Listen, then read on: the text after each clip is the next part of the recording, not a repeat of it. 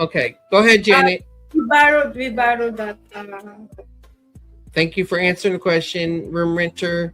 Okay, look what Jeffrey says, Janet.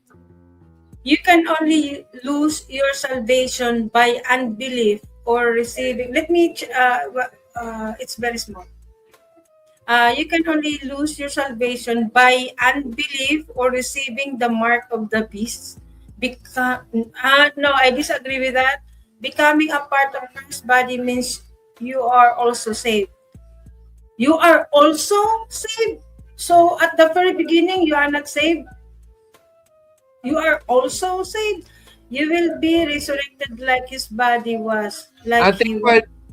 what he's saying is that you can only lose your salvation if you stop believing or take the mark of the beast. I don't agree with that Okay, because well, tell him why. because we are already a child of God. We have that parable on the what's that the son, the two sons that get the inheritance. Prodigal son. Prodigal sons.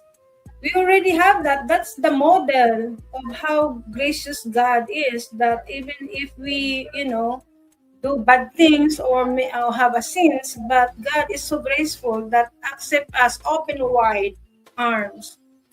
Okay. So I don't agree with that, Jeffrey James.